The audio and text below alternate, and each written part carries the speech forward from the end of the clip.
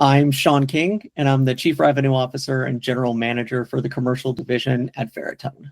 Veritone, we're an AI software company where we help organizations in both the public and private sector help make sense out of their unstructured data, specifically meaning audio and video. So across our organization, we ingest about 150,000 hours of content a day and append kind of frame by frame analyses of what's taking place in the audio or in the video, who's speaking, what are they talking about, what objects, what logos may be in the background, and we turn that into kind of actionable data that they can use for a litany of different opportunities across their organization. We obviously have heard the news about Wondery this week. What do you think went on there? Why have Amazon made the big changes that they have? At the end of the day, all these organizations make strategic decisions about what their priorities are in the organization. And then especially in an organization as big as Amazon, what are those downstream implications, broadly speaking across that organization? But, in my opinion, it really kind of, that restructuring kind of is, I'll consider a little bit more of a recalibration on their shift potentially from more of that traditional studio models into more potentially integrated audio ecosystems. Obviously with having Wondery and having Audible and having these different groups, there's a natural opportunity to kind of consolidate those different ecosystems. And also at the same time, kind of set themselves up. More and more podcasts are becoming video orientated and more platform agnostic, even in those. Like even when I go through my social feeds these days, just how many videos I'm watching that is basically just a recording of a podcast that I would likely listen to as well. And you're just starting to see different ways in which the medium is being consumed. And, at the same time, allowing their brands to, potentially be able to navigate some more of their kind of what I'll consider platform controlled distribution and monetization. And obviously in an organization that has so many assets in it from Amazon, if you just think about it from their audio divisions, their film divisions, their streaming platforms across that, having these abilities to be able to consolidate, is typically what you would expect to see in these organizations. Yeah. And it's interesting. We were looking at how Wondery has done. Wondery has done more podcast to TV conversions than any other company has done. They've done particularly well in terms of that. They've obviously released a massive amount of content. But of course, Amazon being Amazon, we can't quite see whether or not that was a sustainable business model. What are your sort of what's your gut feel in terms of that? Well, it's a game of numbers. And those. And look, at the end of the day, content is still king.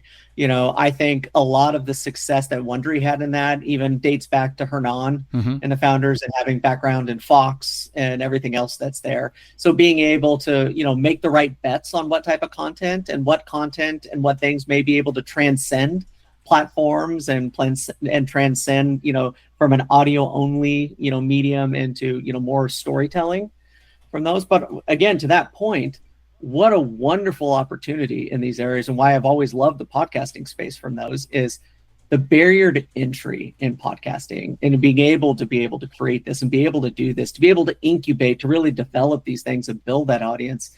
And build the storytelling elements of it there, to be able to kind of elevate that through the different, I'll consider entertainment supply chains is, and I think just looking at Amazon specifically, and knowing that from an audio to potentially a streaming platform to Twitch to video to movies and everything else that they do, they have the entire stack, so to speak. Is the revenue for the podcast industry still very much focused around host-read ads?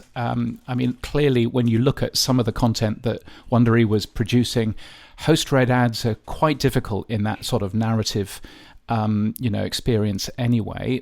But are we still essentially a host-read ad industry, or are we moving to something a bit more complex? Well, I hope we're going to something that's a healthy medium before.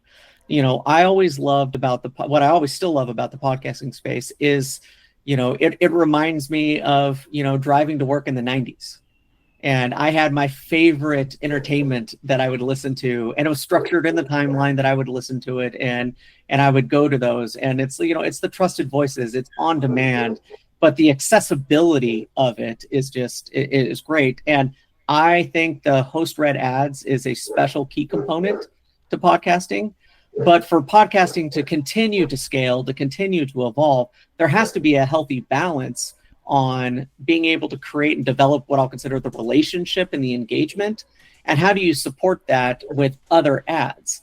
I mean, we see this all the time in traditionals. You have, let's pick on TV for a second.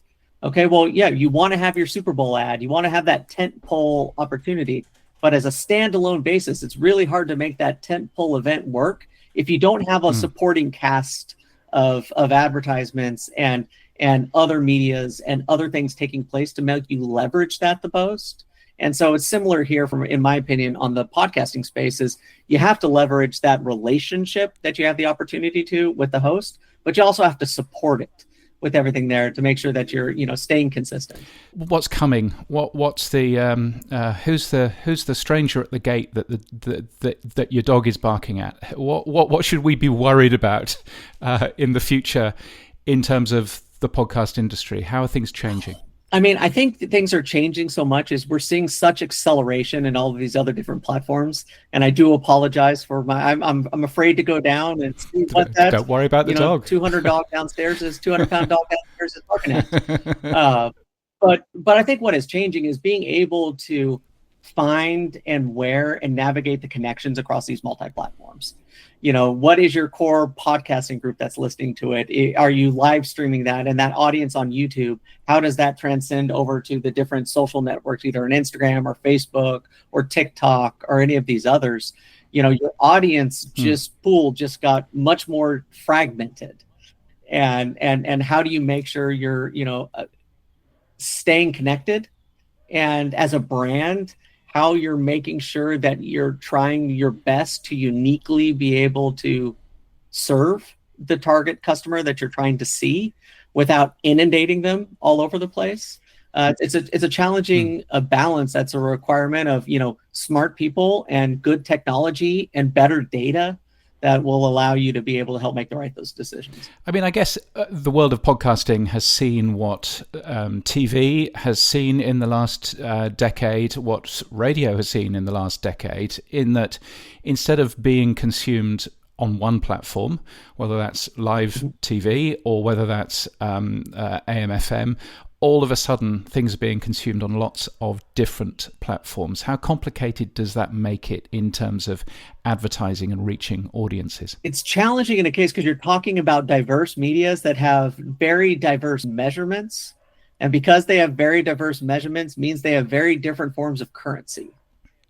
And trying to figure out that, trying to make $1 kind of equal the same across those. It's very different when you're looking at a television audience measured on, how many thousands Nielsen or ComScore may have watched or listened to this across AM, FM, or television. How does that differ when you're listening to it from your, Apple streaming device, or how does that differ when you're downloading through iTunes? You all have very different, unique, and all the currencies are a little different on that. So it's really the right mix of, your media mix modeling and how you're doing that. So I always, would advise everyone to think about and agree on, there's not the silver bullet quite yet, but you at least have to stand on what you're going to put your value, your importance against, and define on what your measurement is and how you're going to measure success. And then you're going to have to look at each one of these things somewhat uniquely to make sure that, you're accounting for it appropriately. And in a future where podcasting, certainly talking to some people, podcasting is essentially shifting to YouTube. Is that a good future for where the industry is going in your view, or where do we go from that? I think it's a good complementary piece to those. At the end of the day, it was true 100 years ago, and it'll be true in 100 years. Content is king. And what's wonderful about both YouTube and podcasting is, again, as I was mentioning earlier, that low barrier to entry. on, I mean, on how you can create and how you'll be able to do that. And there are people like myself, like I don't like to sit down and watch a podcast on YouTube. Like, and it's for those. I like to engage in a podcast, like just purely just me and my ears. It's my opportunity. It's my focus. That's how I enjoy it. That's how I get the most out of it. You know, when I'm going to sit down and watch something, I'm not going to want to watch that. But there are people that are probably the antithesis of me, and like to have that sight, sound, and motion with everything. I look at it as if I watch my daughter. I mean, and she does everything on YouTube. Very different than me, but it's just all you're doing is you're making sure that your content is accessible in all the different fragmented vehicles that are there to consume it, and and you're just meeting your audience where they're at. Sean, it's been great to chat. Thank you so much for your time. My pleasure. Thanks for having me, James.